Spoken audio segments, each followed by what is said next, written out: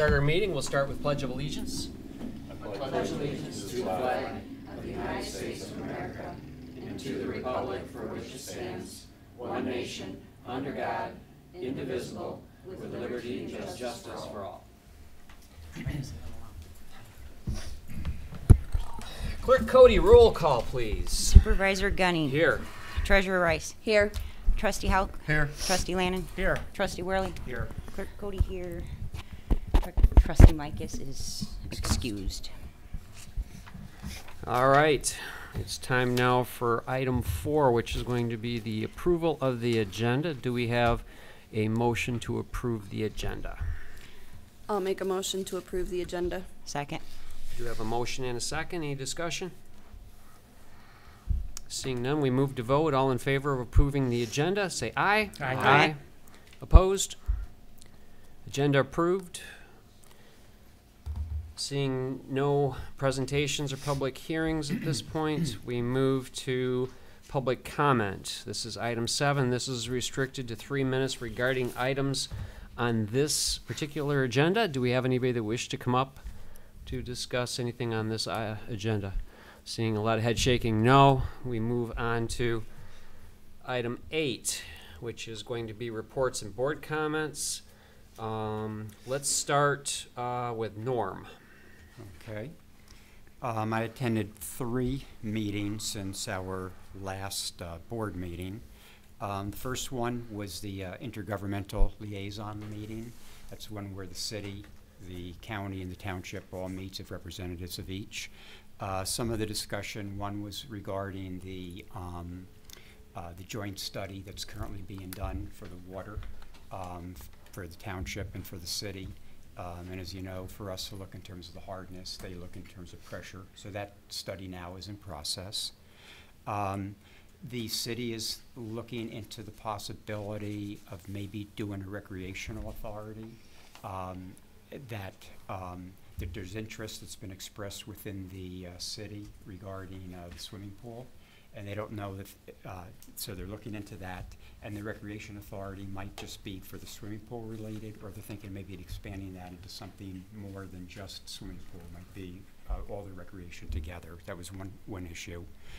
And at the last board meeting, I mentioned that I wanted to get on the agenda an invitation to the tribe to see if there'd be interest in there also being participants on this intergovernmental liaison committee.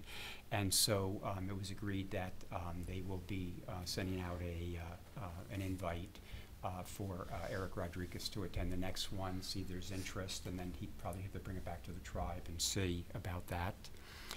And then there was also discussion about the water quality in the Chippewa River, and how the whole idea of the transfer of the point of transfer, point of sale regarding the septics and that's been taken off and doing really well. But perhaps that's not enough, that we still need to maybe look into continuing to be focused on the quality of water within the CHIP, because there's still some problems, obviously. And also looking into educating the folks in terms of, again, that point of transfer and taking care of the septic system. Because, when you first buy it, when you first purchase a home, or when you first build a home, you're building the septic and the septic tank, the septic system, etc. But then, as long as a person's living there, nothing may be done. So education in terms of what you can be doing in order to ensure the safety of your system. Second meeting that I attended was it was a planning meeting for the Little Leagues of Mount Pleasant and the Township regarding the Little League World Series State Championship to be here next year, July 18th through the 24th. There were representatives from both of the different leagues for the city and for Union Township. And there was also then Union Township representatives, city, and also from the tribe.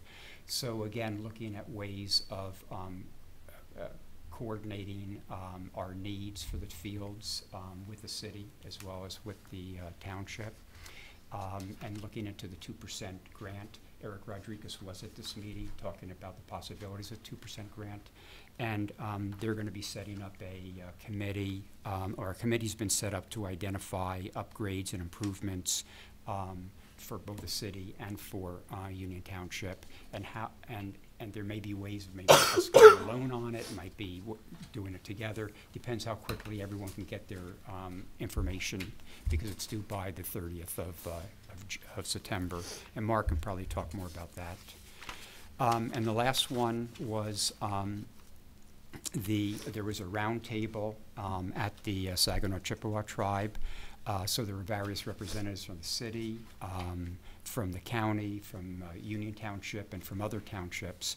And it was just a round table to have an opportunity for people to, one, I guess, basically network, and then also talk about, you know, some of the 2% grants that they're looking into for this upcoming cycle. So just sharing different things. So they were like set up on tables, the tables like I had like for infrastructure, environmental, technology, education, public safety. So you just kind of went around and met some folks that way.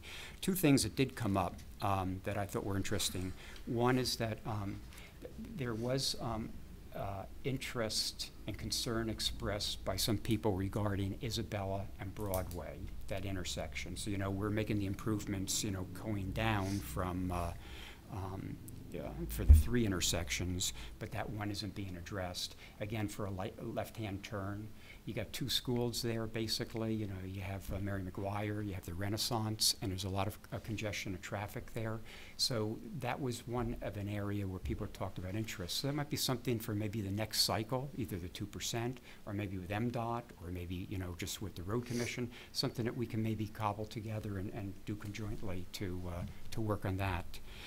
And then the other was going back to, interestingly, what we had talked about at the intergovernmental meeting, that they're still concerned about the, you know, drains, waterways, water flow that's still going into the Chippewa River. And that continues the contamination, you know, downstream. So looking at, again, different townships are looking at ways in which they can begin to monitor that better. So that was one of the things that came out in the environmental table that I was sitting on at that round table. So that's it for the meetings. I had 2 things that you mentioned there, Norm. Number one, the Isabella Broadway is actually, from what I understand, being through some of the discussions on that, is that is part of the overall plan. Mm-hmm. It's just that part of the plan won't be finalized until MDOT redoes Pickard. Yes, right. That's the next thing we have to do, and then backtrack. Yeah. Yeah. So that was one of the things. Is one of the that particular project went up to that point because it was contingent upon Pickard being completed. Right. And then once that's completed, then that stretch from Pickard to Broadway. Makes sense? Yes, yeah. And that's a lot of concern on that one, you know, so. Yeah, that's people mention that one all the time. Yeah. The other thing that I thought you said that was really interesting was the point of transfer. Mm-hmm. And I know that I'd heard rumor, and I don't know if this is, Mark would be able to confirm this or not, is that one of the options that Beale City has is possibly hooking into the Union Township or the city mm-hmm. system. I don't know if you guys have heard that too. Yes. So, I mean, you think about that happening, and then all of a sudden now you've got tie-ins that are possible for a long distance. Mm-hmm. So, mm-hmm. So cool. Well, thank you very much. Mm-hmm. Any questions for Norm at all? No? Lisa? No, the Planning Commission meeting, we went over the 2 things that we're voting on today. We recommended both of them. This don't really have too much for the city at this time. But I'll let Peter or Mark go over the Planning Commission things in a little more detail when we get to them. Okay, very good. Bill? What's the road commission meeting? I'm sorry, I didn't want to pass by Kim because I know that there was really no taxes or anything like that. So was there anything that you needed to? Well, taxes are due in a couple days, so. Okay, all right, okay. So yeah, there is taxes, Yep. but. I went to the last road commission meeting. That was August 23rd. They talked really not much about our township, but our gravel roads were brined for the third time over the 23rd and 24th. I stopped down at Meridian Road today and looked at the bridge, and they said that that should be done by our next meeting. Said that guardrails should be going up next week. They're doing the final grading, so they figure it'll be open by our next meeting. I went through the west or the east side today and drove around. Cross lanes is done. Looks good. It just needs to be striped.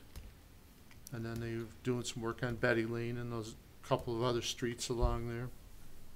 The other streets that we talked about. Mm-hmm. Things are looking good over there. There's The EDA Jim projects. Pohl told, what's that? EDA projects. Right. Yep.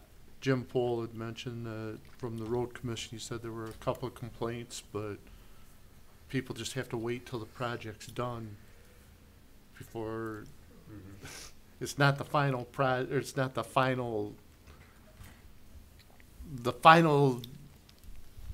thing that's going to happen. They need to pave the road. Yeah. They've got it all ground up, and people think that it's going to stay like that, and it's not going to stay like that. And then over on Baseline Road, the railroad crossing there, that looks like that should be going up any time. So then there won't be a stop sign there anymore. Nothing else, Tim? Hey, Bill, did you, have you been on Deerfield? Is that, have they had a chance to kind of, I'm not sure if you've driven around on that road or not. He said today that if Deerfield Road is what it is, I mean, it's not in that bad a shape. It's a lot better than it was. It's never going to be a paved road. So if they want that to be a paved road, the residents out there, then I don't know what to tell them. I mean, Yeah. the road commission, that's their responsibility. Mhm. But I just was curious as to whether you think it's a better road now than it was. I think it is. I don't know if everybody else has driven up and down it. agree I with you, mean, Bill. I've run back there. I've run that whole stretch, a couple miles back in there, and it seems, it's good for running. I was going 45 down it one night, and a guy passed me. So if I'm going 45 down it and someone's passing me, must be in pretty good shape. Yeah. All right. Thank you, Bill. Appreciate that. Tim? Yeah, I, since our last meeting, attended, which a meeting a number of you all attended, and that was our annual joint meeting with various commissions and boards here in the county, which also included a kickoff of the hired guns that we are going to utilize for looking at reviewing and updating our zoning ordinances as we move forward. And it is an opportunity for the Planning Commission, the Board of Appeals, the Economic Development Authority, Sustainability Committee, groups to come together and talk to one another and share what's going on in their arenas, and share with the board to make sure that we're all in lockstep as we move forward as to the visions that we're all working in these committees. I did find it interesting, I believe it's factual, that the group that we hired to look at our ordinances also is the group that the city of Mount Pleasant has hired to begin looking at their updating of zoning zoning ordinances. So Very good. that's probably a good thing. Yeah. That Mhm. we'll Yeah. be using the same group to kind of Congruency. think about both Yeah. communities together. Awesome. Thank you, Tim. Anything You're else? welcome. No, that's it. All right. Any questions for Tim? All right. Let's move on to item 9, which is going to be the consent agenda. Do we have a motion to approve the consent agenda? I'll make a motion to approve the consent agenda. Second. We do have a motion and a second. Discussion. We had somebody that checked the payables. Yeah, I did go through our bills that are outstanding, and everything appears to be in order. Very good. All right. All right, so we do have a motion and a second. All in favor of approving the consent agenda, say aye. Aye. Opposed? Motion carries. We move on to item 10, which is new business. Excuse me. Let's see. We do have a question of whether we can move back to item 8. So I think we need to have a motion, or we can. Is it all right with everybody? Okay. I just want to remind the board, thank you, that we have a few openings coming up by the end of the year on boards and commissions. Sidewalk and Pathways Prioritization Committee has a member's term expiring in the middle of October. The Citizen Task Force on Sustainability, most of those members expire by year end. And the Board of Review appointments expire by year end as well. And then there's several Planning Commission member appointments that are coming up in February of 2019. So I just wanted to throw that out there so we can start thinking about those kinds of things. Thank you. Yep, you're very welcome. All right, let's move on to item 10 now. This is new business, and our first item would be item A, and this is a discussion action item, and this would be an introduction of the rezoning ordinance 2018-05 to conduct a first reading, publish a notice of public hearing to consider adoption, rejection of rezoning ordinance 2018-05 on 9/26 of 2018. Mr. Gallinet, would you like to come up and present that? I'll just start that off, okay, if I may. So yes, we're asking that you consider for a first reading the rezoning ordinance number 2018-5, and if you're interested in proceeding, to instruct staff through a motion to post, to instruct us to post for a public hearing to consider this item at the next board meeting, which would be September 26th. This property is located at 997 East Remus, is currently zoned agriculture, and the applicant's desiring to split the parcel so that the portion that has the existing one-family dwelling would be its own parcel. It would be rezoned R2A, which is 1 and 2 family low-density residential. The remaining part of the parcel would continue with its current zoning of agricultural.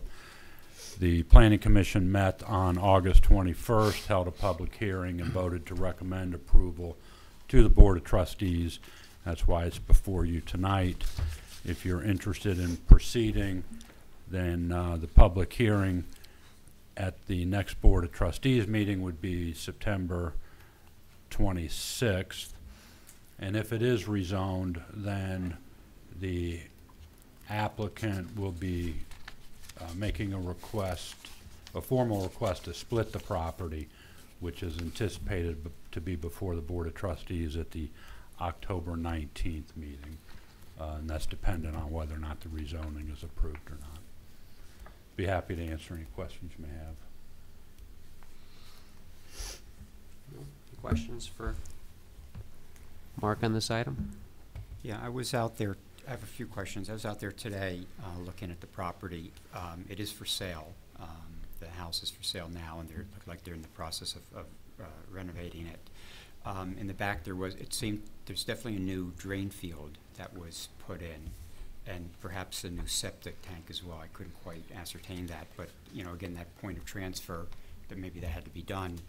But one of the concerns I had is that when you're on 20 and you're on that property, so all along there's been splits in the front.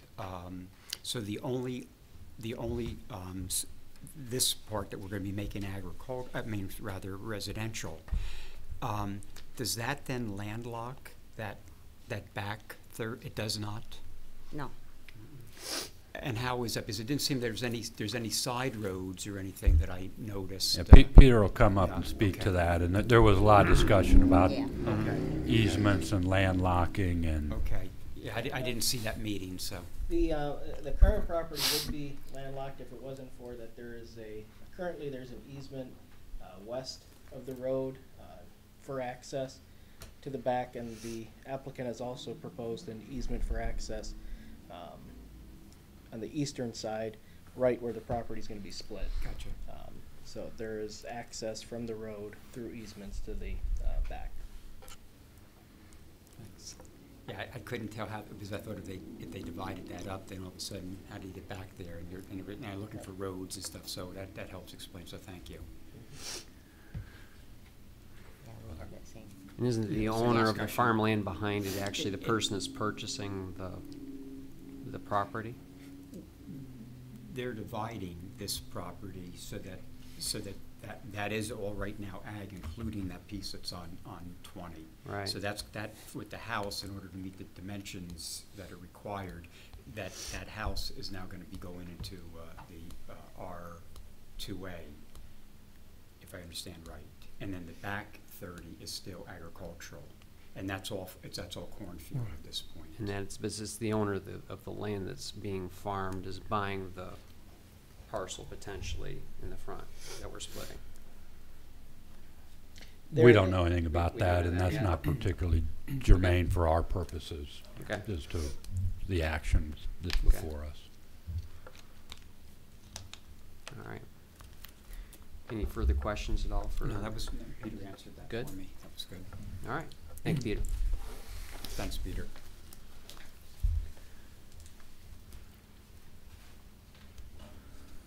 All right. So this is going to be a roll call vote. We need to have a motion, I believe, at this point. I'll make a motion that we introduce rezoning ordinance 2018-05 to conduct a first reading, publish a notice of public hearing to consider adoption / rejection of the rezoning ordinance 218-05 on 9/26/2018. Second. Okay, we do have a motion and a second. Any further discussion? All right. Seeing none, we go to vote. This will be a roll call. Clerk Cody? Supervisor Gunning, Yes? Treasurer Rice, Yes. Trustee Hauk, Yes. Trustee Lannon, Yes. Trustee Worley, Yes. Clerk Cody, yes.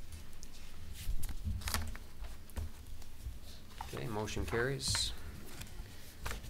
We move from that item to our next new business item. As soon as I get to it, which is going to be a township planner item, and the action requested is to approve the special use permit 2018-04 for the construction of 3 additional self-storage buildings on the condition that the site plan is approved by the Planning Commission. Thank you. So we're asking for consideration on a special use permit. It's number 2018-04 to allow construction of 3 additional self-storage buildings. This property is located at 5353 South Mission Road. There's an existing self-storage facility currently located there via a special use permit that was issued back in 2001. You may recall that this item was before you in a little different form as a rezoning request, which you denied, as there was available land within the within the currently zoned area to facilitate this addition. So the applicant went back and then reapplied for a special use permit, which is needed to add to this facility. And these 3 units would exist within the currently zoned B4 portion of the property. Planning Commission considered this item on August 21. They voted to recommend approval to the Board of Trustees. If approved, the applicant would have a site plan before the Planning Commission at their September 18th meeting, which is next week. Be happy to answer any questions you may have. There was quite a bit of discussion on this particular project by the Planning Commission. I believe that there was some questions as to screening, I believe, from the residents that live on, was that Wing Road? Wing Road, East Road. And happened to be at the Planning Commission and watched this whole process, so I've got a fairly good feel for this.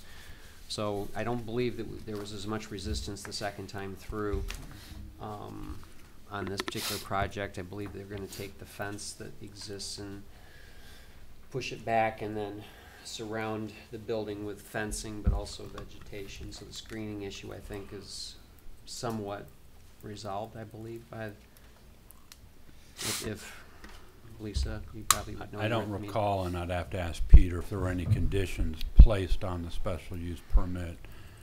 I don't believe there were. There was comments made by the owner applicant that the existing fencing behind his current self-storage buildings would be moved back behind the new units. So that comment was made, but I don't believe there was a specific condition placed on the special condition use. Yeah, I remember that it was like a 6 foot tall fence, I believe, and It's a they chain agreed link to fence. plant some I think some evergreens or something like that along the outside. So I think a lot of concerns that the Planning Commission had originally, I think, were resolved the second time through. Well, they're not changing anything in terms of the zoning, which they originally, as Mark had indicated, come in for. This is still their original thing that was special use back in 2001. Same properties, just that they're now utilizing all the property there. And that's why I didn't get the opposition this time, I think, from the neighbors. It was the expanding of the agriculture and making that more B4, which they originally requested, where there was the opposition. Yeah. You know. Mark, did they mention anything about what the current occupancy of those units are? I mean, there's those 3 buildings on each side, and then there's like the horseshoe buildings around it. I'm just curious, I mean, have they met capacity? Is that why they're doing this, or? I'm not sure why they're exactly doing it. Their business decision is to expand the facility. I could surmise that they feel there's adequate demand for that, but I don't know what their current rental occupancy levels are or vacancy rates are. Okay. And then one of the structures is going to be put like perpendicular to the other buildings that are inside. Is that, and I'm sure the Planning Commission's thought all this out, is that allowing then for vehicles to have easy access on both sides of that middle building that they're going to be putting in? That would be considered during the site plan approval okay. process. Okay. This is just a use issue right now. Right. Special condition use. Okay. But it would have to comport to all the site plan requirements for this operation, either as articulated as part of the special condition use or just normal site plan requirements, traffic flow, emergency vehicle screening, those kinds of things. Because right now there's a lot of area between the 2 sets of buildings, you know, and so you can see when turn around or whatever. And I'm just saying, once you put that in there, so I guess they'll consider that when the site plan comes up anyway. So that was, I guess, one of the things I saw when I looked at it. So. And that explains the, when they were the discussion in the Planning Commission, there was a lot of concern about the screening and things like that, but nothing was really finalized because at this point in time, all we're doing is just approving the special use so that they can move forward with the site plan approval, correct? Right, correct. So will this come back to the Planning Commission again for any kind of fine tuning, correct? Yes, as indicated, that this will be, if this is approved, and it would be approved tonight on the condition that the site plan is approved. So that if the site plan is not approved, the special condition use becomes null and void. Right. And the Planning Commission will be addressing the site plan. It's on their agenda for the September 18th meeting. Okay. Norm, did you say this utilizes all the remaining property that they have there? That's how it looked to me Okay. on their plan. Because I just wondered if they're gonna, You know, when they came in for, originally, they They were wanted looking for to- that, especially going further back. right, they wanted to of the buy zoning. more So prop. I'm assuming that these extra 2 buildings, so there's gonna be one that's gonna be perpendicular Yeah. to the sets, and then the 2 in the back. Seems to me that that's gonna probably be the full, because I believe that frontage on, is 400 feet, the frontage that's on Old Mission there? Something like that, Something like that. yeah, The special use permit is only for the three, for the for 3. 3 additional buildings, just like the special use permit that was issued back in 2001. They had to come back and amend that essentially for this addition. If they want to do anything more, they'd have to request again another special use permit. Gotcha. Yeah, it looks like there's quite a bit more land there, Norm, if you look at the Going back property further lines back still? further, yeah. Okay. Yeah, so, and obviously that's the depth of the B4 or B5 that they're, or Before. B4, must go to right back behind their current, and so they're looking at moving into the agricultural zone in behind, and that's hence the special use. Mhm. Okay. All right. Any further questions that anybody has here at all on this particular item?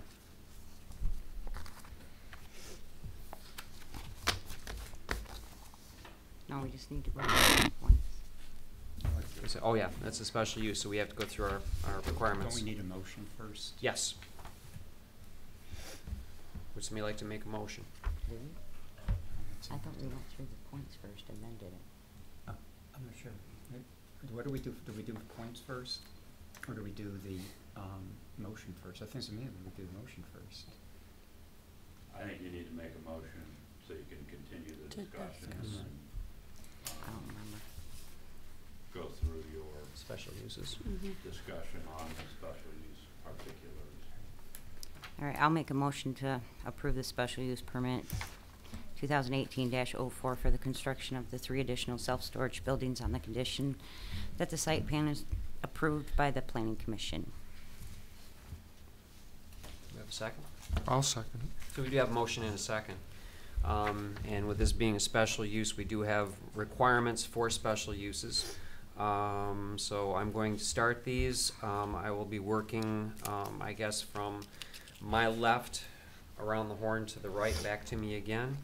Our first item is number 1. The special use shall be designed, constructed, operated, and maintained in a manner harmonious with the character of the adjacent property and the surrounding area. You starting with me? No. Oh. Oh, Yes.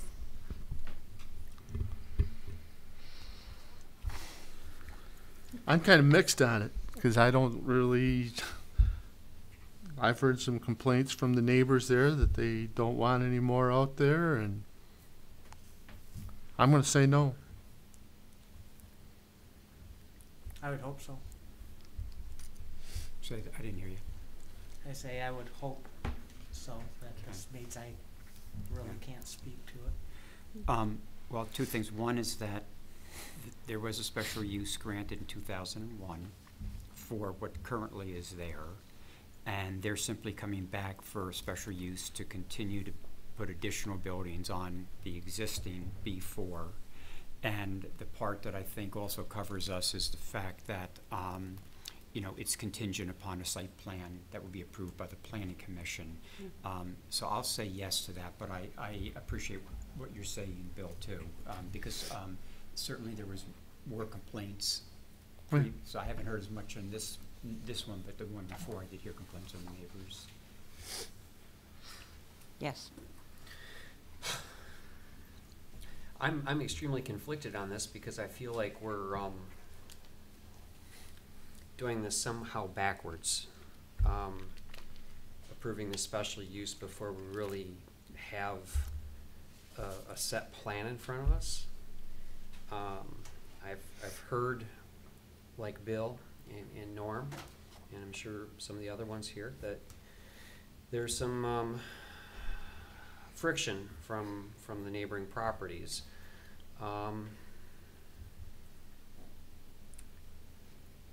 Boy, I gotta say no. So we move on to item 2. The special use shall not change the essential character of the surrounding area. Kim? Yes. No. Tim? I'm not overly familiar with the situation. I do believe I drove by it the other day, and it seemed like there's a lot of land clearing. There's this, what I'd call a commercial area amongst some residential area. Does it fit well? If it meets the special use permit as far as the zoning goes, then yes, I'll support it. Mark? Yeah.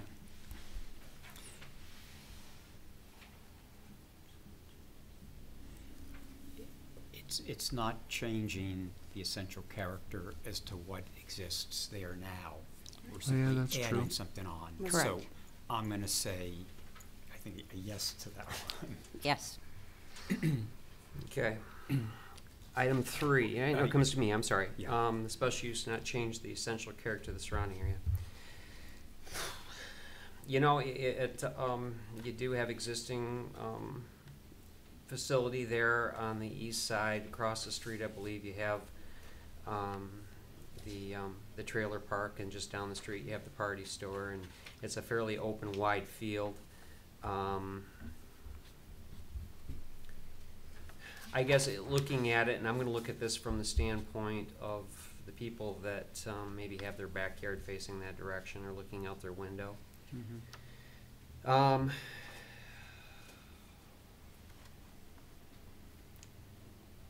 I don't say it's going to change the essential character. I can't say that. So I'll say that yes. Item 3. The special use shall not interfere with the general enjoyment of adjacent property. Kim? I'm gonna say yes, because I mean, it's, you know, in the B4, but also it's right across from it, or you know, right on Mission there, and so. Bill? Yes. Tim? You know, I don't have great knowledge to make a determination, but it does defer to the planning commission. I'll support the opportunity for the applicant. All right. Yeah, this one's hard too. In terms of the general enjoyment of the adjacent area.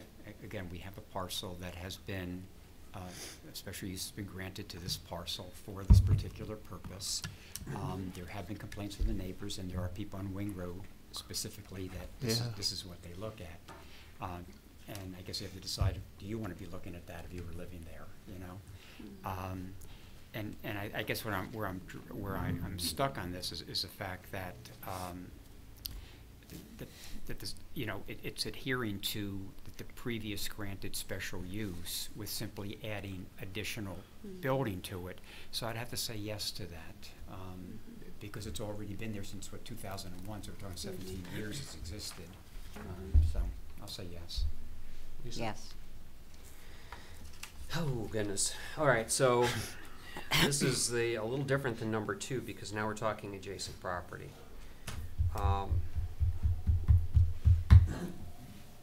You know, and this is where having a finalized site plan approval with maybe some concept of operational hours, the amount of traffic flow in and out during the evenings, the size of the fences, the vegetation being planted along there, the type of lighting that there's going to be used.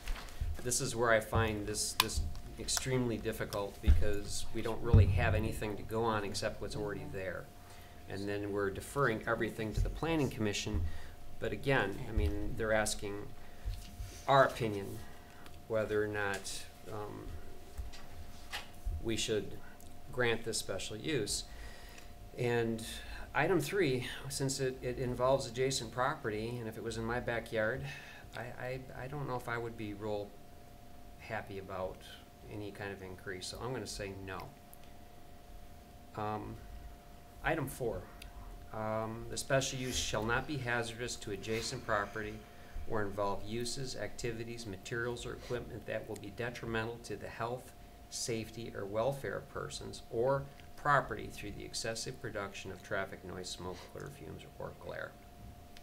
Kim? One would hope that that would. What's that? I said one would hope. So. Bill? Yeah, that's one I don't know about either. I mean, I'm gonna say no. Tim? But my understanding would be that it'd be indoor storage of products, nothing outdoors. So I would say yes. Norm? I would hope that within their lease agreement that this is addressed very specifically as to what can and can't be stored there. But in the same token, there's no way of policing that and monitoring it, you know, to the extent that you would want. I would also be curious to know if, over the years, if there's been complaints regarding the operation of the storage units there. You mentioned hours, you mentioned the noise, we you know, don't know that all type of that. thing. And again, I guess the way I'm looking at this tonight is that we're given this an opportunity to go on for, you know, for the first hearing, and then it's going to eventually have to go back to, it's going to go back to the planning commission rather for them to come up with a site plan, at which point it would come back to us again since it's a special use. Is that correct? If we're granting special use, It won't. it won't come back. Come back to us. Okay.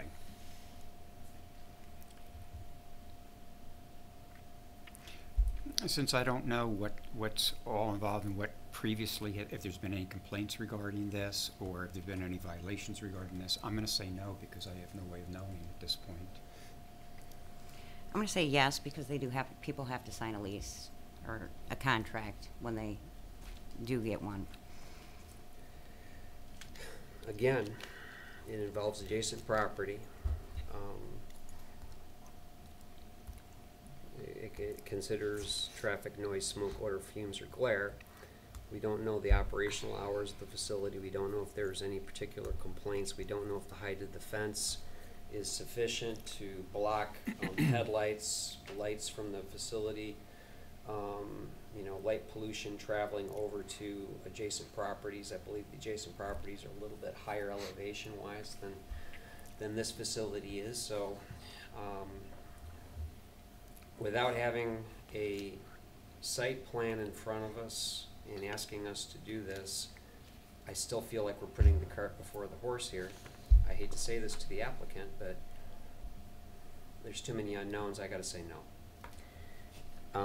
Item 5, the special use shall be adequately served by essential public facilities and services, or it shall be demonstrated that the person responsible for the proposed special use shall be able to continually provide adequate services and facilities deemed essential to the special use under consideration. The said facilities or services shall be approved by the Central Michigan District Health Department.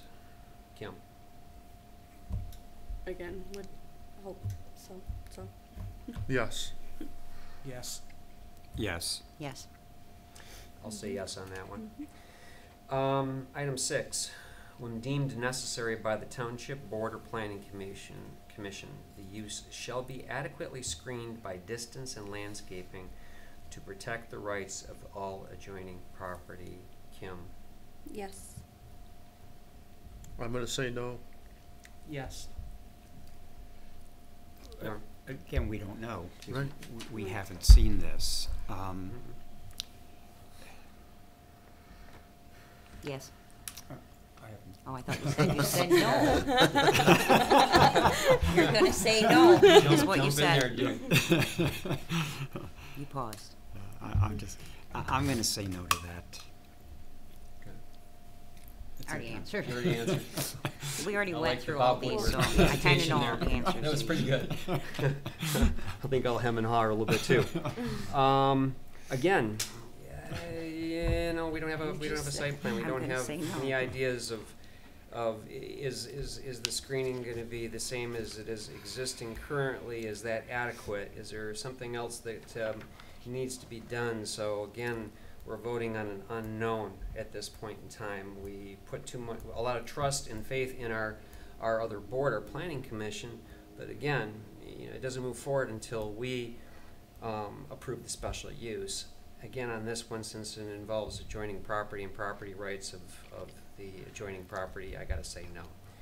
Item 7.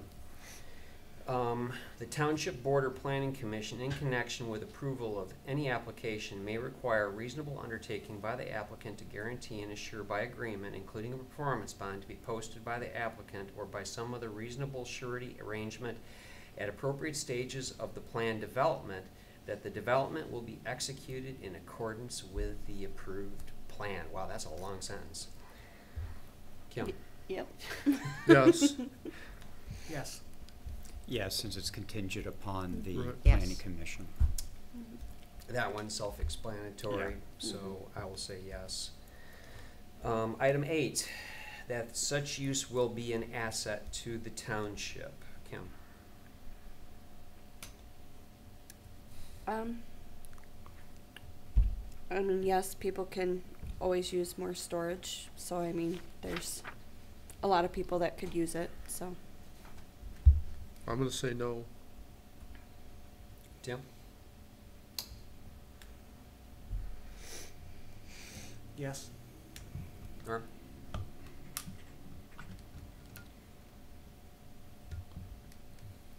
I'm going to say no on this. I'm not sure what it adds. I do agree with what Kim's saying, that it does provide, extra storage for people, but I'm not sure as an asset with what we're describing. I'd say no to that. I'm gonna say yes. I already said yes. Gotta say it again. So, an asset, so I guess at this, we don't know if there's actually a need. We don't know what the vacancy level is of the other mini storage facilities in the area. Are they at capacity? Is there more areas? Do they, the target market of this particular mini storage, is it a lot to do with the apartments that are fairly close in the mobile home park on the west side of the road? And again, we don't have really, haven't had a discussion of their plan and why they're doing it, what they want to do, I'm sure if you ask the people on Wing Road, they probably would say no. And I have a tendency to defer to the residents, so I'm going to say no. Requirements and conditions of each individual special use permitted shall be complied with unless otherwise mentioned within this section. Yes. Yes. Yes. Yes. Yep. That's an easy one, yes. Item 10. Any special use permit may be revoked by the Union Township Board upon recommendation of the Union Township Planning Commission whenever the operation fails to comply with any of the required conditions or may be subject to the penalties of this ordinance. A. Approval of a special use permit shall be valid regardless of the change of ownership, provided that all terms and conditions of the permit are met by any subsequent owner. And B. In instances where development authorized by a special use permit is not commenced within 1 year from the date of issuance, the permit may be reconsidered and or voided at a regularly called meeting of the Planning Commission. Kim? Yes. Bill? Yes and yes. Yes. Yes. Yep. Yeah, this is, I gotta say that we've done this multiple times now. This is the first time that we've actually gone through this whole thing where every question's been fairly pertinent. Barring this one, but yes, this is an important one, so I'm gonna say yes. So I don't know where that puts us on the special use, whether it's approved or by vote. Would you like me to recap for you? Yes, please. Yes, please. And so I'll recap what I think the sense of the board is from what you just went through, and then I would also like to ask, because I think it would be helpful to the board, for Peter to come up and review the requirements in the code for the special use as it pertains to this type of facility, because I think that'll speak to some of the things that y'all had some questions on. And then we do have a draft, and I'll emphasize draft, of the site plan, which Peter might be able to speak to address some of the questions that were raised by the board. But in terms of the exercise that, while Peter's coming up, that you just went through, there's 10 items. 7 of them had positive responses by a majority of the board. There were 3 items that were essentially a tie, so I consider those negative responses by the board. So from that perspective, the majority of the board thought favorably as to the majority of these items. And with that, I'll let Peter speak to the requirements of the special condition use for the self-storage unit. So board, tonight you went over the general requirements for special uses. They apply to all special uses. Later in section 30, we do have other sections that speak specifically to those particular uses that are considered special uses under zoning ordinance.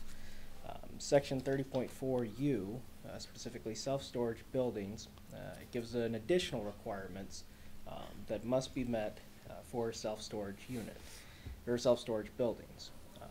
States 1, allowed as a special use provided they're located in a B4 or B5 district. This one is located in a B4 district. Number 2 states provided they shall be architecturally designed so and not to have a flat roof, shall instead have a mansard, gable hip, or gabriel roof design.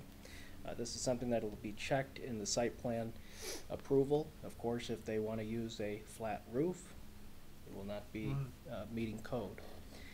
Provided, number 3, says provided they meet all required conditions of the B4 or B5 zone. In this case, the B4 zone. So when the Planning Commission reviews the site plan for approval, all conditions of the B4 zone must be met, otherwise it does not meet code. Number 4 states all entrances and exits shall be designed in accordance with the Isabella County Road Commission requirements. It is further required that all sites shall provide points of ingress and egress that are located upon a public road. Local traffic movement shall be accommodated within the site so the entering and exiting vehicles will make normal and uncomplicated movements into or out of the public road. As our manager spoke before, there is an existing self-storage operation there. So as far as ingress and egress in and out of the site from Mission Road has already been designed, and it met the standards of the County Road Commission. The County Road Commission is reviewing, or will be required to review and approve the new plans. We also have the fire department that reviews the plans, and we have the Isabella County Community Transportation Commission. They review the plans as well to make sure that an ICTC bus will have access to the site and not. Number 5 states greenbelt planting and screening will be required so as to obscure view from any adjacent residential district. Screening will be required where property is within 250 feet of any residentially zoned property. Screening shall consist of non-deciduous trees not less than 3 feet in height, planted and maintained in live condition not less than 15 feet on centers. This is something that they will have to show on the site plan. If it is not on the site plan would not meet code. Number 6, maximum length of any self-storage building shall be 250 feet. If they were to propose a self-storage unit at 251 feet, it would not meet the code. Again, this would be shown on the site plan. Number 7, no storage of combustible or flammable liquids, combustible fibers, or explosive materials as defined in the Fire Prevention Code, or toxic materials shall be permitted within the self-storage building or upon the premises. The Planning Commission did look at that at the Planning Commission meeting. They asked the owner who was present at the meeting about ways that they can prevent or make sure this doesn't happen. And the owner expressed that all of their customers or tenants are required to fill out in the form, you know, when they sign the contractor or whatever to use the self-storage building, that, you know, these are items that are not allowed to be stored. And again, if any of these items were to ever be stored and found, as our special use permit process allows, the Planning Commission could then recommend to the Board of Trustees that the special use be revoked. Please note that also this operation has been in operation for 16, 17 years, and we don't have any reported incidents of violations as far as combustible or flammable liquids being stored. Number 8, no storage outside of the self-storage buildings shall be permitted. They have no, on the draft plan that they provided with us, they had no proposed outside storage. Again, if any storage does become outside, this can give reason for the Planning Commission to recommend revoking the special use. Finally, the use of the premises shall be limited to storage only and shall not be used for operating any other business, for maintaining or repairing any vehicles, recreational equipment, or other items for any recreational activity, hobby, or purpose other than the storage of personal items and business items as herein before set forth. Number 10, all entries, drives, and parking areas shall be hard surfaced and shall provide drainage and grading to move storm water away from the storage units. All our site plans have to have approval from the drain office, who reviews the plans for stormwater management. Once we have that approval, we deem it to meet the standards of our stormwater ordinance. I did hear a question about lighting. This site plan, they will be required to submit a photometrics page showing the lighting. It is required to be downshielded. It is required, I believe, the requirement is no more than 0.1 foot candle of light trespassing onto the neighboring property. Or not 0.1, excuse me, 1 foot candle. And so if they are not meeting that standard, then the site plan would not be approved. So when it comes to issues of lighting, the Township lighting ordinance, it has to be adhered to. Screening, it lays out the specific required screening, and it'll have to be shown on the site plan.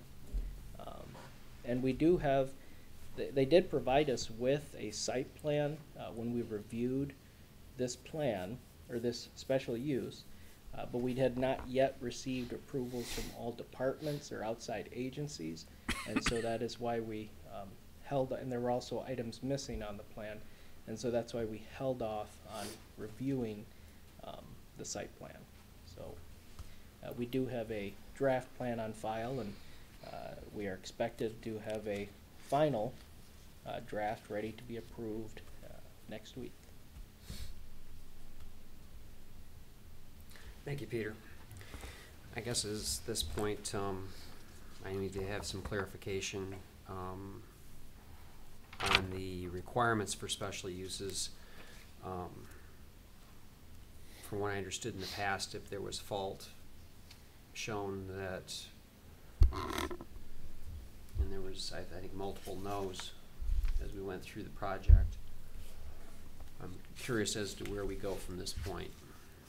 I don't think we've had a special use where there's been as much maybe question, disapproval, and so I'm not sure what our options are at this point. I was glad that Peter went through had this earmark too for the storage units and had gone through this as well, and I was going to say that we need to go through this as well. That was helpful in terms of answering some of the concerns and the stringent protocol that's set up in terms of making sure that the site plan adheres to all the requirements that are set forth. Peter, so you were saying that there's not been any complaints that you know of that have been filed or initiated by any of the residents or anything like that concerning this operation or anything else? Yeah, no, we did. This property has been through 2 hearings this year. We had the original hearing with the rezoning application that was ultimately denied. At the public hearing for the Planning Commission, at that one, we did have residents within 300 feet of the property. They did come and they spoke concerns of screening, lighting, and the just operation in general. We did not receive any comments about in the past of you know, flammable liquids being stored, or you know, items that shouldn't be being used, or the property being used for uses that it's not allowed. We did also send a notice to residents within 300 feet of the property for the special use permit. At our public hearing, we received no further comment from the public in opposition or against, or just general comment. And so the Planning Commission reviewed the special use, and they went through the same criteria that this board's gone through tonight, and that's where they ultimately made the recommendation to approve. And so there was no complaints filed regarding this special use permit, whereas if I recall, when there was a rezoning request, I know there were at least 3 written concerns from residents in that area at the time, and that didn't come in for this special use, feeling that it's adhering to what is already there within the space that's been allotted prior. Mm-hmm. Is it? Okay.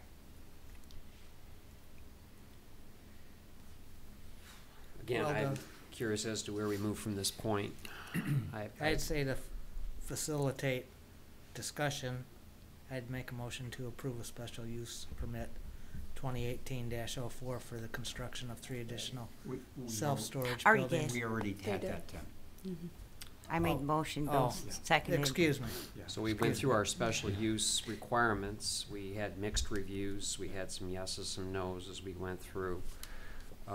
Obviously, there was more yeses than there were nos. I guess it'd be, to me, some of these items weigh more in my feelings towards the special use than others do. Item 10, obviously, there's some pretty easy yeses in there, but when it comes down to the decision as to whether the special use should be granted, there was a lot of there was mixed yeses and nos. As far as what Peter had mentioned, I appreciate it. It doesn't change my vote in the least bit on any of these items. I don't know how we move forward from this point. Do we? Yes, Claire Cody. Okay, I have a question. So if we approve this special use permit, could we make it on the, for instance, there's extra screening on the side or something like that? Can we do that?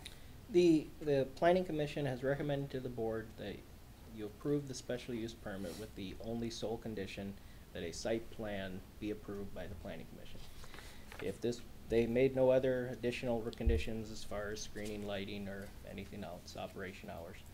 If this body feels that what is required in our lighting ordinance is not enough, or what is laid out in the section 30.4U when it talks about screening, if that is not enough, or if there's any other condition dealing with this operation, this board would be allowed to place that condition and approve with said conditions. A question I have, go ahead. No, go ahead, Bill.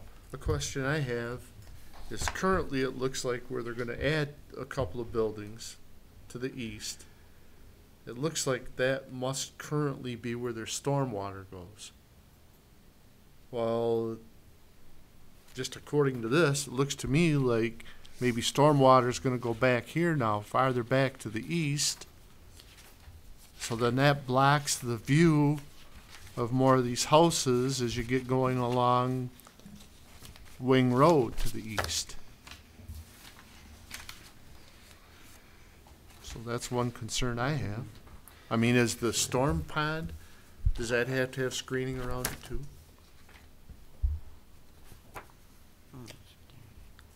The wastewater, or the water retention pond, whatever we're calling it? I don't believe we have any requirements for, I didn't think so either, but Yeah. I mean, normally Yeah. there's always high grass around them and stuff like that. Exactly. Yeah. Well, right now you just have the cornfield, you know, Right, surrounding it, but that's a great point. And then I have a question too on the requirements as far as screening is concerned. Obviously, they're looking at a fence, and it mentioned possibly putting in some vegetation, but when you're talking a 3-foot tree in front of a 6-foot fence, at what point in time does that 6-foot tree become tall enough to block the view of the facility? But also, I know that there was some vegetation put in screening next to a property that I own, and they put in evergreen trees, and half the evergreen trees have been dead for about 8-9 months. And so who's actually checking up on, you know, if we're putting in this, is that they're healthy, that they're watered, that they're growing? I don't know. And there's some, without having a set plan in front of me, I can't personally move forward on this. For the no's that were on the 10 criteria for the special use itself, did any of those no's get clarified by going through the self-storage requirements and what Peter was saying would be the assurances that would be provided by the planning commission overseeing some of the concerns? I mean, has any of that been satisfied? I'm just asking as a question in general. Ben, you're saying not. Well, I'm saying no either. Okay. Or also, I mean, I just know from past experience, this is way before I ever even thought of being a township trustee. I know I've worked on a couple of houses along there, and one in particular. I was standing out in front with the lady one day, and she said, you know, I like standing here looking out at the city.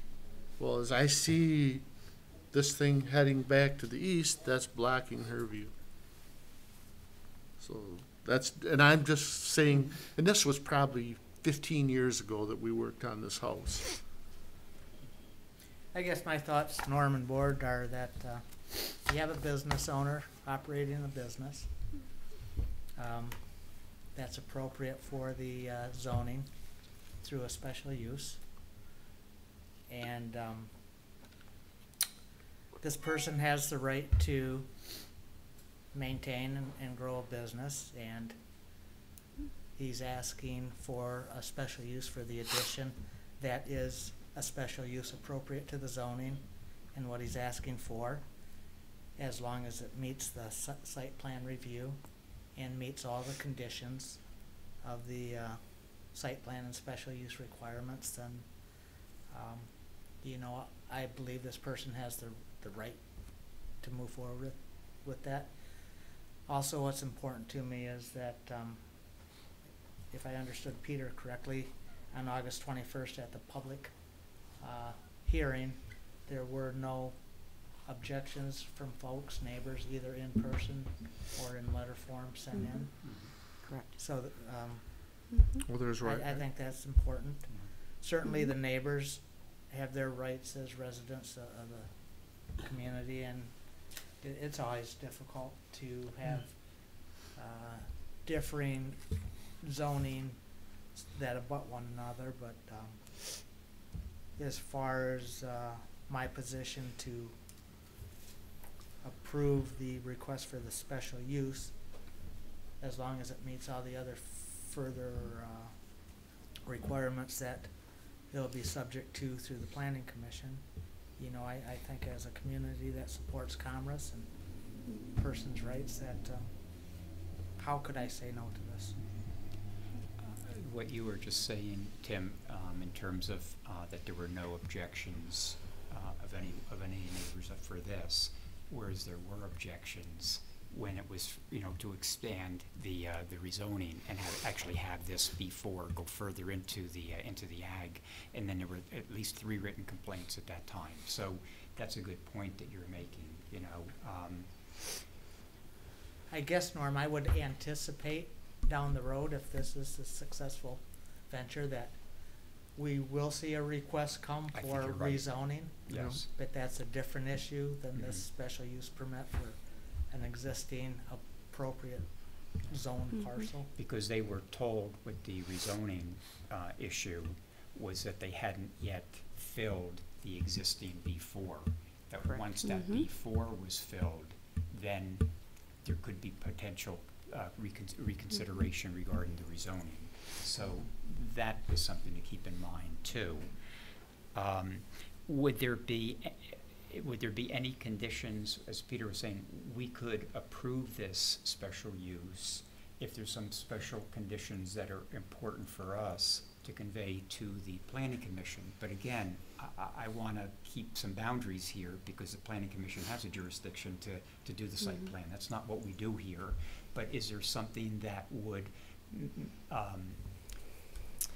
make it easier, more palatable to accept this if there was some type of condition that we would want to convey, or some, or what Peter said, was that sufficient? In terms of what he was saying as we went through the self-storage units. Does that suffice in terms of assuring people that, yeah, this thing's going to be scrutinized, nothing's going to, site plan is not going to be approved, that doesn't meet all these criteria? Would that make a difference?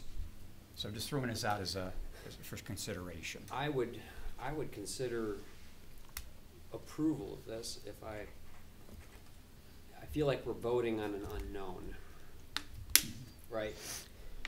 I think that we don't have a plan, and I feel again that I understand they've got a plan. It's not ready. It hasn't come before us yet, but it's going to go before the planning commission. But if we make this decision, then very simply we've lost any say in this matter. We trust the planning commission and their judgment, obviously, right? I mean, we trust their judgment. So that's not where I'm going, but I just think that they're asking this particular unit, this particular board for an approval on something that we're saying yes on, but we don't know some of the unknowns, the hours, the lighting, the traffic, the feelings of the neighbors. We all know that people, initially get fired up about stuff, and then they feel like they've already voiced their concerns, and maybe as it moves forward, they feel that they've already voiced their concerns, and that those concerns will be met or heard throughout the process. I think that that's partly part of it, and I've talked with some people Yeah, that this is This is a separate deal. yeah, and I think that this is still the same people, and are there still some feelings from the residents over there that's mixed on whether this is a good thing or not a good thing, and what are their concerns? We don't know that. And is it because they didn't feel strongly enough not to say anything? No, I think that in some cases the way this goes is it stretches out over such a long period that people just get tired. I think they just get tired. They figure that they've already voiced their concern, and that we know what their concerns are, and that we'll consider their words and their feelings as we move forward. So I don't see anything personally, and then I'm just one vote, but I don't see anything personally that I've heard or seen that's going to make me change my mind on any of these positions.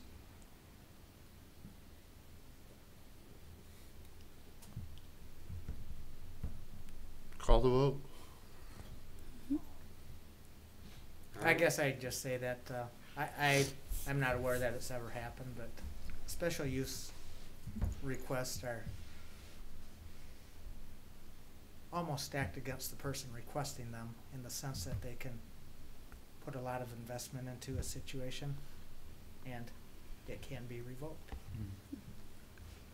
So with that caveat, I would certainly think one who's granted a special use would diligently work hard to meet and maintain all the conditions set forth.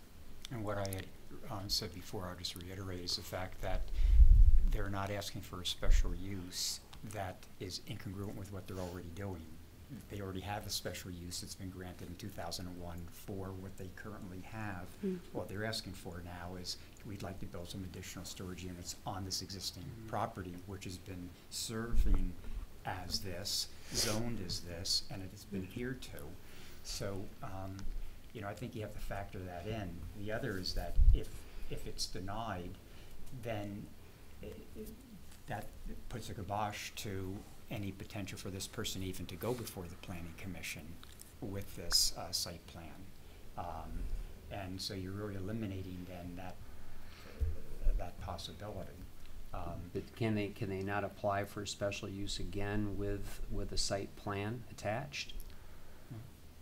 So we can see exactly what, I mean, I just not used to seeing this come through at this point in time without anything in front of us to look at or to see, or, you know what I'm saying? Yeah, I feel like this is a complete, you know, whether it's a timing issue, we're trying to get this thing going before the construction season ends and want to get this thing, baby, you know, the work started.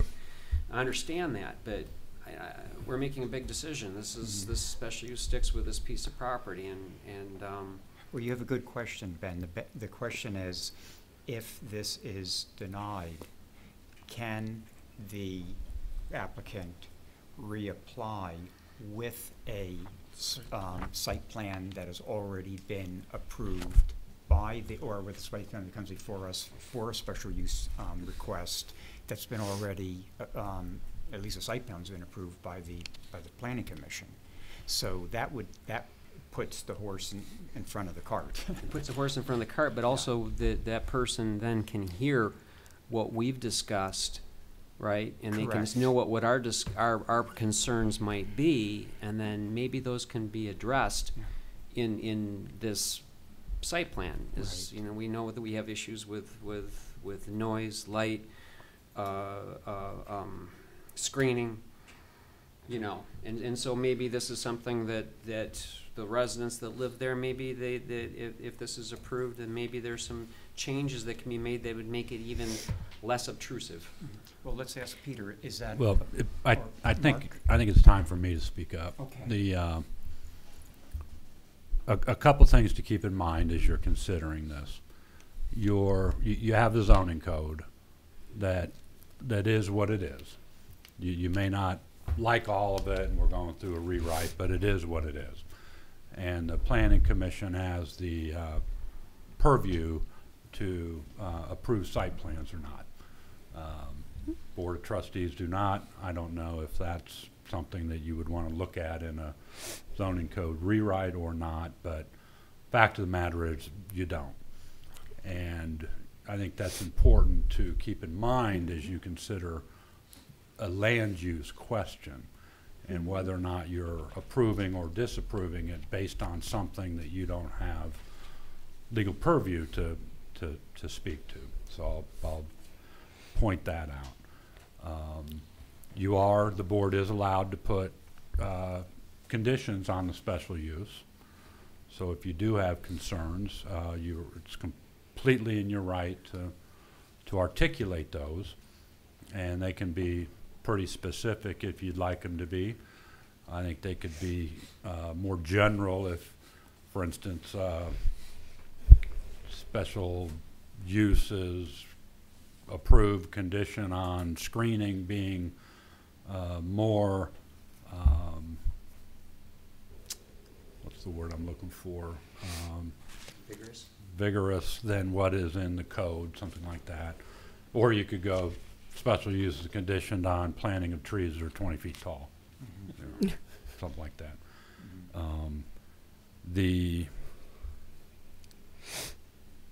On balance, and this would be reflected in the minutes from tonight, on balance, you know, the board has reviewed what they're supposed to review, and there's a certain sense that's been articulated by you all collectively.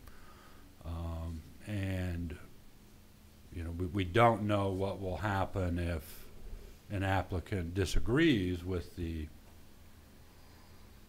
position taken by this board. but I want to make sure that you all remain internally consistent within your discussions. And so I think that's important to keep in mind as you consider this. And then I don't know if Peter had a chance. I don't know if there's I thought there was a time limit on when another application can come forward if That deals more with rezonings. rezonings, okay.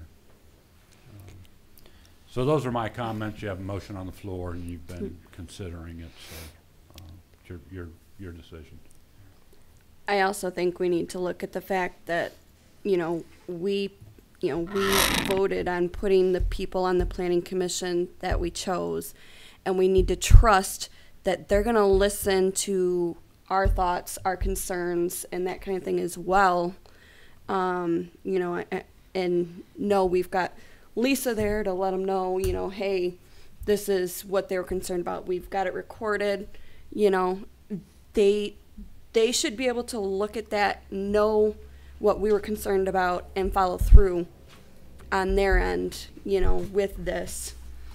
That's, why we put them where we put them. So. Okay. Peter, you can go ahead and sit down if you'd like, sir. No, back. Yep. I do want to say one thing. If we do have a call to question to vote. I do want to say that I've watched this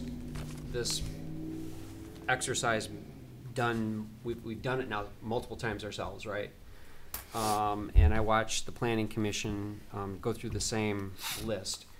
And I want to say that the way that we handled it tonight was excellent, because we took each question, and it wasn't just a yes or a no. It was a thought, and it was a discussion, and you know what I mean? Right. Is that I watched the Planning Commission do this, and I hope that they watch this, because it was the question, and then it was like a group response. And I think that it's important for each individual to be able to have the opportunity to speak. And so I'm proud of this group for the way that this was worked tonight. So I think it showed our due diligence as trustees to really take this into consideration. The points that we were saying no to, I'm comfortable that the items I was saying no to, I guess, the way this thing's worded, sometimes the no or yes. But, the items I said no to, I feel that they're all, they can all be remedied with the screening, with, so my feeling is I would be more apt to vote yes on this, contingent on, maybe that the Planning Commission looks at, reviews this tape and hears our concerns. I don't know, we have to go through a whole list of articulating everything. We've already done that, and I think people have been very articulate and very descriptive about what their concerns are. I'm comfortable that, for me, the issues that I have, they're all resolvable, and that, again, looking at the self-storage criteria as well, it fits for me. So I feel satisfied in that regard. But again, our concerns have been expressed, and I would bet that the Planning Commission would take all these into consideration before granting any site plan approval, especially with the people that are on there. I think they do their due diligence as well. So, yeah, I think that that's important, Norm. I think that 'cause I watched them go through each of these questions, and none of this was brought up. Right? It was yeses across the board on everything. So I think hearing us and maybe the way that it was handled on that board, where it being group responses and not giving individual responses, maybe that's something that they could look at also from the chairman, his position. I wonder too, and sorry to interrupt. Yes. I wonder if we could also perhaps, just if we're going to vote on this, and if it should be affirmative, that a transcript of this discussion be provided to the each of the trustees for consideration when they're doing a site plan review, because we've come up with lots of the different Yeah. things that we would like to see the site Yeah. plan to be considering, and that we want to see included in to Yeah. provide both for the opportunity for this individual to expand his business, and yet also to allow for protection of the residents that live in the area in terms of their, whatever feelings they may Yeah, have. yeah. So maybe, maybe something like that is contingent upon. I think that would be awesome, and I think Jennifer's been taking notes this whole time, so I'm sure she's got every single solitary nugget written down, right? Okay. We would have draft minutes prepared in time for that. Perfect. They would be in the form of minutes. You mentioned a transcript. They would not be in the Yeah. form of transcript. If you want a transcript, we could send this tape to a company and make a transcript. So I want to make sure you understand that distinction. Well, I think that We when can they take watch our this notes and then meeting, specify this Right. person said We this, can take this our person notes. said when this. they watch this meeting will be on, and maybe the gentleman that is recording this would be able to verify this, but I think that these are typically within about 3 to 4 days Usually they're on, by right? Friday. it'll be on. And the way that they do these now is that it's all segmented, so you can actually go to Yep. the Right, you So, can go to exactly the what we were discussion on the talking special about. use should be mandatory watch, I Mhm. would think. We can't make somebody watch it, but Mhm. then they get a gist. Right. So with that, we've already had a motion to approve. We've had a second. We've had a call to question. We've had 35 minutes of discussion beyond that. So I think at this point in time, if it's all right, we'll go Yes. ahead and we will take a roll call vote on this. Supervisor Gunning, No. Treasurer Rice, Yes. Trustee Hauk, Yes. Trustee Lannon, Yes. Trustee Worley, Yes. Clerk Cody, yes.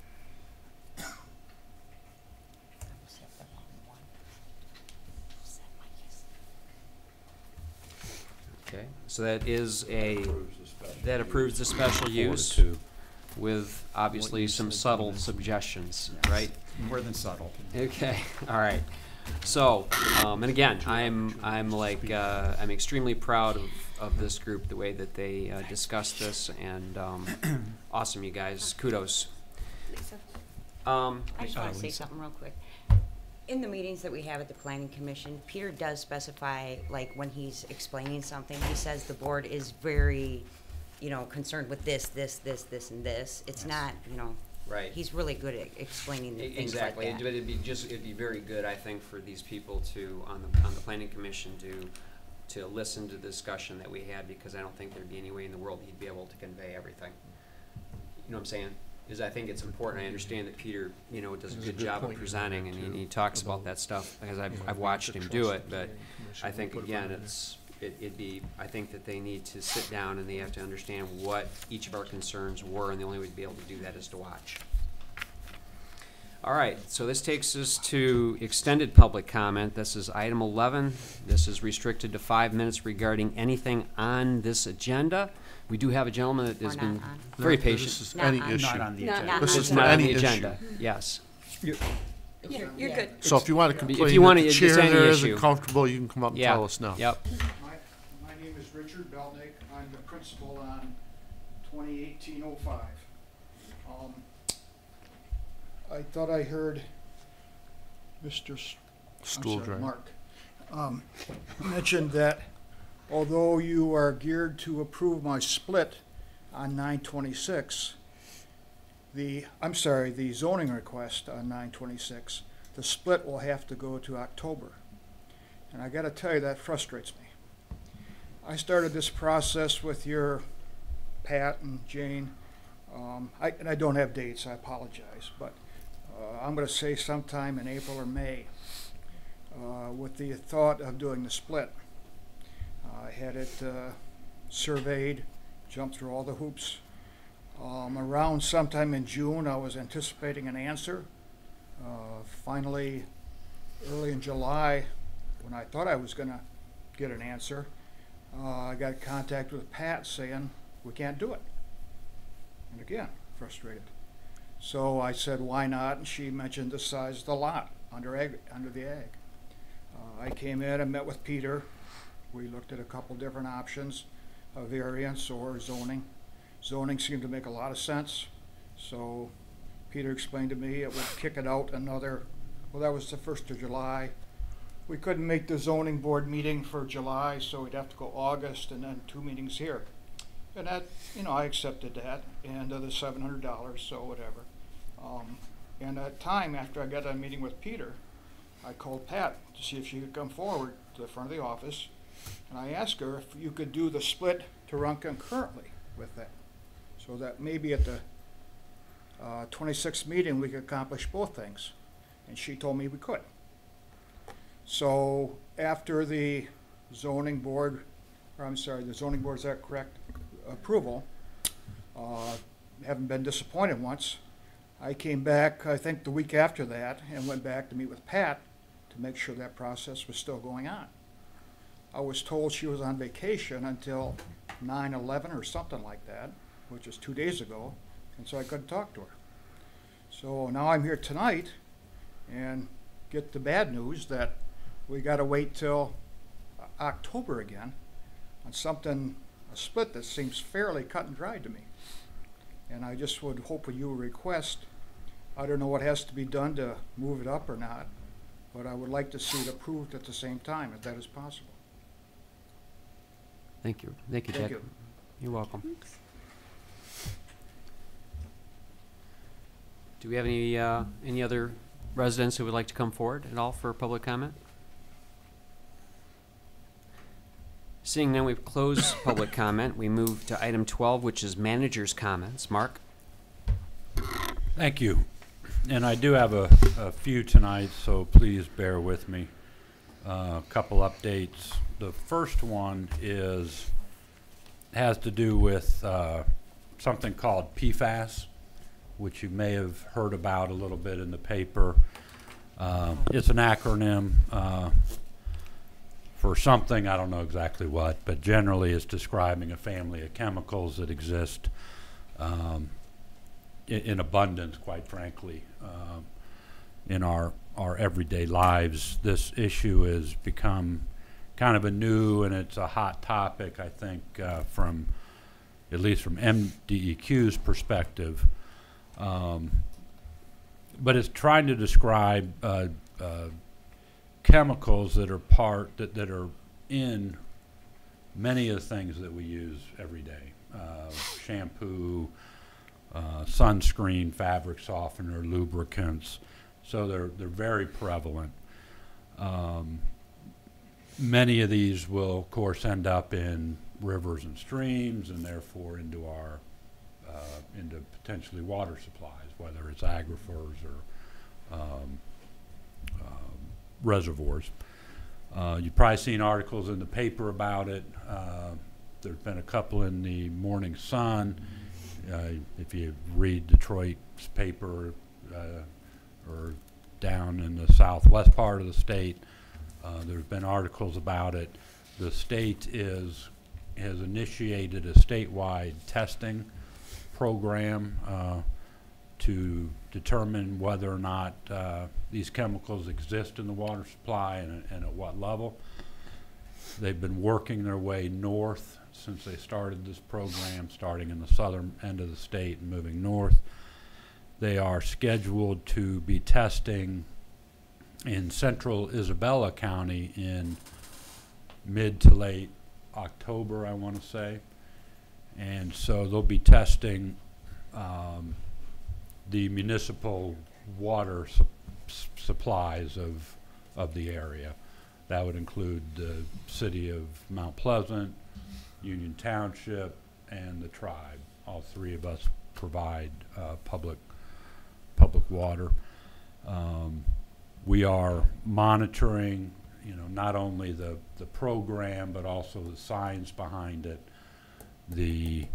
We've established a working group with members from the township, the city, the tribe, to talk about what kind of responses we should be providing depending on what kind of testing results come out. Responses both in terms of public information and action items. So we're working through that process. That working group is next meeting on September 17th, and they'll have with them representatives from EPA and MDEQ will be meeting with that working group. So I just want to let the board know that we're on top of that. We don't know what the testing results will be, but we are preparing not only public information statements depending on what testing results, but then also requested or recommended action items that the group would then present to township managers and city managers to consider as we move forward. So I just wanted to give you a little update on that. We'll continue to keep you informed as we move ahead. Also, an update on the assessing reform legislation that's been going on over the summer. The representatives from the Department of Treasury, which is to some degree behind the initiative to reform the assessing legislation, and it's been sponsored by, I don't know what are the names of the representatives in both the House and the Senate in terms of the legislature, but there are bills that are out there. The more active bill right now is the House bill, and Treasury and the House bill sponsors, and I believe the Senate bill sponsors as well, have been meeting around the state over the summer and getting input from representatives of local units of government, both administrators, elected officials, assessing communities. So they've had an opportunity to comment on this legislation to the drafters of the legislation and to Treasury. We had attendance at least one of those meetings. The boiled down, the key components of the legislation include specifying minimum quality standards that every assessing district would have to abide by, and they'd either have to do that on their own as a standalone assessing unit, or if they were using some communities work together and have joint assessing units that cover multiple jurisdictions. Some communities contract with the county to provide their assessing function. So whichever level you're talking about, that assessing district would have to meet certain quality standards. Counties would have to provide provide opportunities for local assessing units to use the county as an assessing unit, and this legislation would put certain requirements on the counties as well if they were going to be providing assessing services to the local unit. Legislation also requires that the State Tax Commission create certain or implement an auditing program to ensure that these quality requirements are being met. So that's part of the legislation. This legislation would be phased in over a 5-year period, and where we are right now, I'm not sure where the legislature is in terms of their process, but I've asked our assessor to draft a memo for me, and with her recommendation as to whether or not Union Township should take a position on the legislation or not, and if so, what should that position be. And so I've asked her to put that together for me, and then I'll review that and make additional recommendations, whatever those may be, to the board for your consideration. Mm-hmm. So that's where we are on that item. And then as an update, September 19th, we're having a special ZBA meeting that's been called to consider the owner of Mountain Town Brewery has requested a text interpretation as to whether or not they're looking to develop a restaurant as a primary use and a brewery as an accessory use at the corner of M20 and Lincoln Road as part of that development.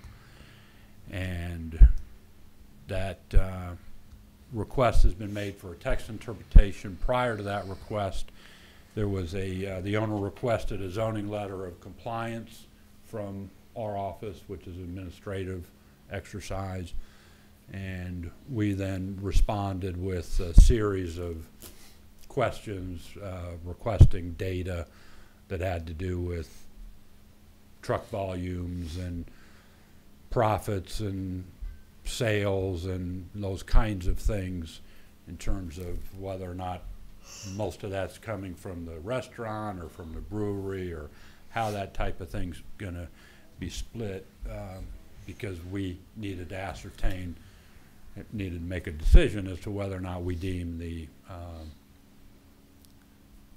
which was the accessory use, the restaurant or the brewery. So we received that information. We issued a letter of compliance indicating that, as described to us, the restaurant was the primary use, and the brewery operation, which was mainly for the to be consumed on site, with some small amounts being shipped off site, that that we deem the restaurant the primary use, and it would be an allowed use similar to what we have at some other facilities down on Broomfield, and the name of it escapes, Hunter's Ale House, I want to say. But because of their money and their business decisions, they wanted additional assurances, so they've asked for a text interpretation, which is their right.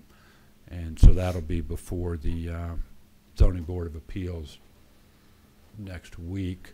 We're very excited about the potential for the project. We think it'd be a great addition, another restaurant down there at the corner. So we're excited, and the owner developer is going through their due diligence as they consider whether or not to cite that project there. The update on the Isabella remodeling, as I mentioned a couple meetings ago, we put the bid out on the street. We've received those bid results back. The bids came in quite a bit higher than our original estimates. So where we are right now is we've asked the bidders for cost breakdown so we can ascertain where the differences are between what we thought this might come in at when we were looking at this back in February, and where they're coming in at in the actual bids.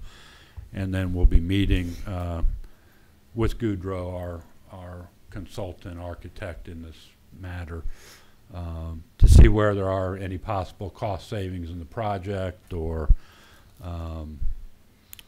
so that we can have sufficient information so we can make an informed decision moving forward whether or not to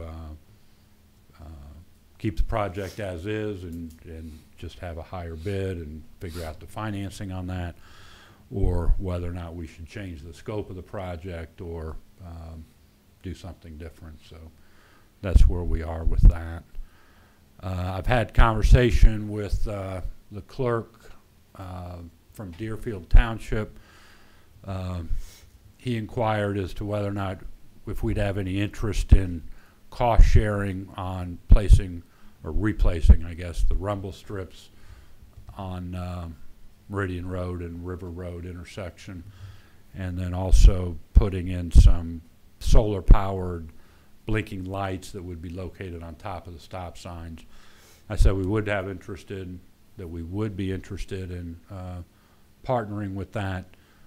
He did not have much in the way of cost yet. He was going to check with the road commission, and so I said we'd be interested in that. You know, I couldn't make any firm commitments at the time, but responded in a positive manner. And then you may recall that back in the fall of 17, the board called in, if you will, a waiver that had been granted on sidewalks in front of the Isabella Community Credit Union on Pickard. And so we'd then been working with that property owner. High Street. Or I'm sorry, on High Street. And that sidewalk is now in. That's been completed. and as well as the one that was required for the property next door. So you asked that waiver be called in, and the sidewalk is installed, and it is installed. And then I'm pleased to make an announcement following an internal posting and interview to announce that Ms. Kim Smith has accepted the position of Public Services Department Director. She brings to the position, I think, some superior project management skills, as evidenced by her work in managing in the construction, the operation, the standing up of the both the water and the wastewater utility. I think she, in doing so, also exhibited some great employee development skills. There's 12, 13 folks over there that are cross-trained and very, very good at what they do, as well as I think she brings some really good communication skills to the position. I'm very excited to have her joining the executive management team, and welcome Kim into that position. So, thank you. The and then just two more minor things. I think I've considered replacing the table and chair there with a podium, and so I didn't want to do that until maybe I bounce it off you all. But I think it would add some value to our meetings. You don't need to necessarily give me any input right now, but if you're prepared to, that's fine.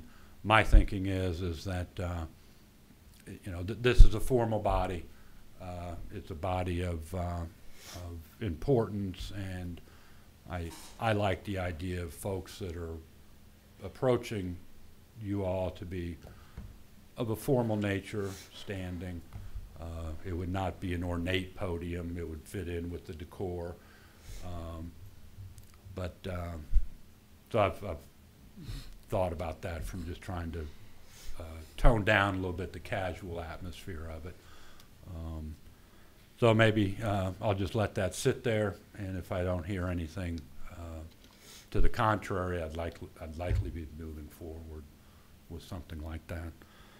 And then lastly, I joined the Rotary 6 months or so ago, the local Rotary Club, in part because of my own personal desires to join, and then also from a perspective of I think it's beneficial to the township that I belong to some of these type of groups.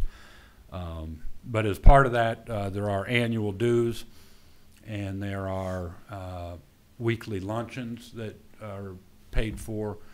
They have approximately, they meet every week, except for if there's a holiday or something.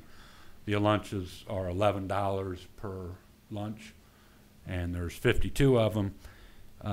So what I'm asking is that the board approve the payment of the annual dues for my membership, which is $150 a year, and then half of the lunches, which would equate to about $286 a year, for a total of $436. So I'm asking the board for consideration to pay for half the lunches and all the annual dues. And so I don't know if that needs to, if you all agree, then you would see that come through as an accounts payable that you'd be approving at that point. And then finally, as was indicated a few minutes ago, taxes are due September 14th, which is this Friday. If they're not paid by then, there'll be additional penalties and interest applied. So that is it. Thanks for your time. If you have any questions on anything, any of those items, be happy to answer them. And again, welcome Kim, and I'm really excited about her joining the management team. All right. Thank you, Mark. All right, let's move it on to board comments then. Let's see here. This is a tough. I'm gonna keep it short. Okay, you promise? I promise. Okay, all right. Start with you. No, I just want to say I think tonight was a really good meeting in terms of our discussion. I agree with Ben said earlier. I think we worked really well tonight as a board in the consideration of the special use. And it doesn't always mean we come to 100% consensus, but we all express our opinions. We listen to one another. There was the opportunity to really look at this. And to me, when I mentioned before due diligence, I think that's what we're here for, to really look at the facts, be fair to the extent that we can with every single person that comes in here. And I was really proud of the way we handled that tonight. So thank you to all of you, really. Thanks, Norm. Lisa. And that's it. That was short for you. You're good. That was really short. Yeah. Just a reminder, I'm at the very end of my pregnancy, so I may or may not be at one of the next 2 meetings. Just depends on when he comes, so. We can video conference you. That's No, allowable. that's okay. That's great. Bill. I have a couple things. How's the wage study coming? Have we done much on that? I know you were looking, we had a wage study that you were gonna look into. Oh, the wage. I thought you said waste. No, I'm sorry. That has not been put out on the street yet. I think there's been no change since my last update on that. I just wanted, because, I know this originally started when we talked about the hiring on a building official. So I'd still like to see a building official hired on. the scope of service has been defined, and I just need to get that on the street. Okay. O'Connor Drive, have you heard anything about the drain out there? Has there been any updates? The study that we're doing? No, has the drain commissioner got back in touch with you to see what's going on with the drain there? I have not heard anything from him, and I believe at the last meeting I said I would contact, or some meeting I'd contact the drain commissioner, which I failed to do. So I apologize for that, but I'll follow up on that and send out a note to the board. There were no water issues there when we had all the rains. I know I drove into work that way. I drove around that way quite a few times over the last couple of weeks, just, but we didn't get 8 inches of water in 4 hours either.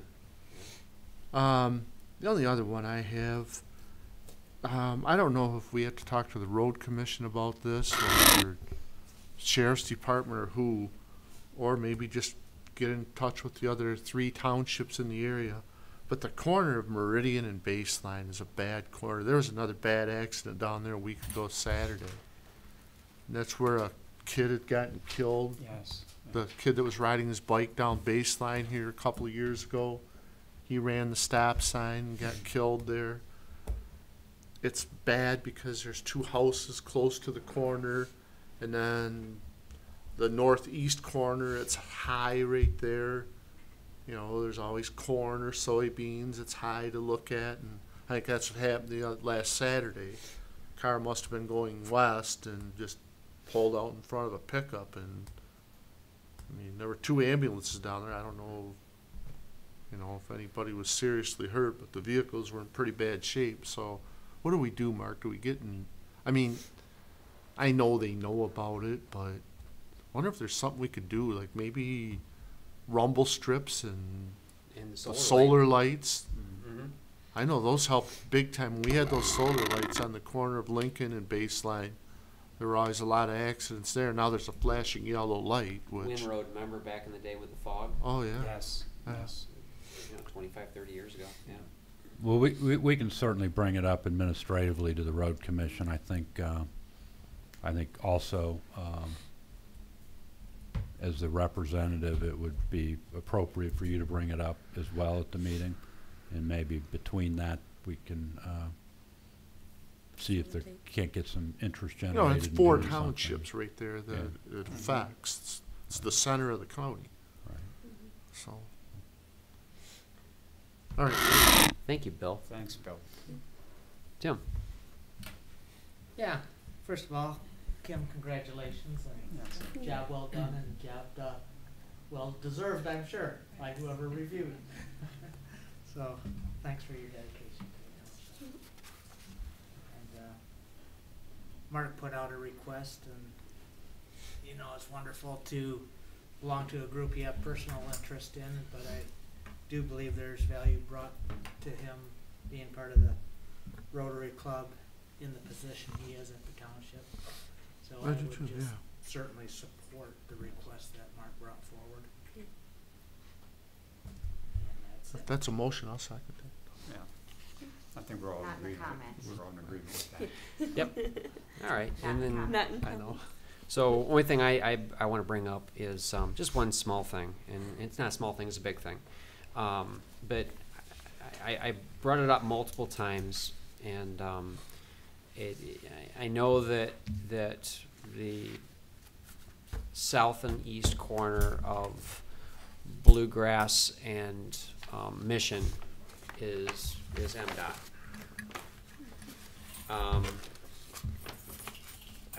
It bothers me to death that the intersection on our side is always got weeds knee-high, unkept, and there's a dirt path that goes up the side of a hill. And I would like to discuss shortly, if not the next meeting, is how do we address that issue? Do we go to MDOT? Do we get an agreement with MDOT I know we have Red Lobster up the way. When was the last time anybody conversed with them about the possibility of even a 50-50, just to get, you know, a sidewalk from their intersection up to it's not that long a stretch, but I've seen multiple people either going down that hill or walking out in the street to get to the crosswalk, and it's constant. It's you know, and obviously we've discussed it multiple times about, you know, the sidewalk and no sidewalk and the side. I understand that in the day that there was no easements that were attained, unfortunately, and that it's a touchy issue, and that the landowners have been approached, and that there's no will on their part to do anything. But again, I don't know how they were approached. I don't know what kind of you know, was it a cost share of some type, whether it was a 75-25 or was it 50-50, and how were they approached, and just because they were approached 12 years ago or 8 years ago or 10 years ago, times change, and that road is developed. But it would be really nice to, when you look at Pickard Street in particular, and you look at the lighting and the sidewalks, and that's where the sidewalks and the benches and the waste receptacles would be used, would be on that stretch of Bluegrass. It's just unfortunate that if that project would have been on Bluegrass, I mean, there would have been a steady flow because of what we have on that road. And I think it would, the businesses at the end of that street, Hunter's Ale House, and then the little, you know, original barbecue place that's now through its forced ownership, it's such a desolate drive to go from Mission Street to the end of Isabella. And obviously they were promised, I think, at some point in time, that when there was that connection of Isabella Road to that exit ramp off the expressway, that there was going to be some type of signage or some kind of inviting way for people to take that curve or take that turn, and then their first, you know, point of interest would be that corner, and then you'd move from that corner down to Mission Street. And I think that's, if I remember correctly, back in the day when that was developed, that was kind of, I thought, the thought process, is that was going to happen. It didn't happen, obviously, and now all you have is just that 90-degree corner with no signage, and you've got our water treatment plant right there. But when people are on the expressway, they don't know that that connects to Isabella Road, right? And so I guess what I'm saying is that I look at that project and I say, you know what, if we put some TLC into that strip of road, and we started the process and we started conversing with landowners that don't have the sidewalks and maybe weren't willing to do it at some point in time. That was a long time ago, and that was a different board, and that was a different management. So would it really hurt to go back again? You know, we had a $550,000 surplus last year. Our auditor had mentioned that we needed to come up with a big project. When we look at that stretch of road, it wouldn't be cheap. But we have a history of having surpluses at year end. And that's not going to happen all the time, but we've had a history.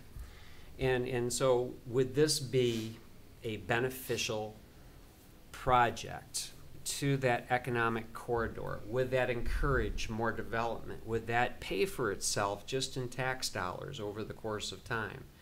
You know, if you make something, it's like Central did with their gateways and their signage. I know there was a lot of negativity from people. You know, oh my gosh, you're spending all this money on these signs and these gateways, and they put that beautiful, nice gateway over across from Culhave. And I think it's beautiful. I think it's beautiful, and I think what their thought process, and I know what their thought process is because I've spoken with these people about it, and their process is that they wanted people coming into town to know that they were going somewhere, that there was something important. And it looks that way. I mean, when you go to East Lansing and you see the gateways that Michigan State has, it's very similar to what CMU did. And boy, did it class up everything, right? I think they just did a fabulous job. It was money well spent. And with us, I think that this is, again, something, what is people's perception of when they enter Union Township? They don't really know that they're entering Union Township when they get off a highway because we don't really tell them that they're there. You know, when they come in Pickard Street, they see the beautiful flowers and the park benches and the lighting, and they think, wow, this is really pretty, and then that ends. You know, but was that Mount Pleasant? I don't know. And then, you know, with us, when you turn onto Bluegrass Road, you know, most people have the misconception that that's Mount Pleasant. It's not. It's Union Township. You know, and we should be proud of that it's Union Township, and we should be encouraging development. We should be making that area look attractive so it encourages more development. So that's my spiel. That was my short spiel, which turned into a long spiel. I'm sorry. But that's where my mind is at. And so what I'm asking is that over the next 2 weeks, you know, think about it. You know, is there a way that this could be something that we could start looking into? You know, and maybe this is where we start planting the seed. I'm not expecting anything to happen in the next year or two, but boy, it sure be nice to have a discussion. Right? So, that's it. Okay? And that was off the cuff. I didn't plan that, so I'm sorry. So, you know, that's why I always go last. So we don't have Phil Micus here, so we don't have the hat. Make a motion, we adjourn. Okay. I wondered if you had a hat. A motion and a second, so, okay. All in favor, say aye. Aye. Thanks for meeting, you guys. Appreciate it. Thank you.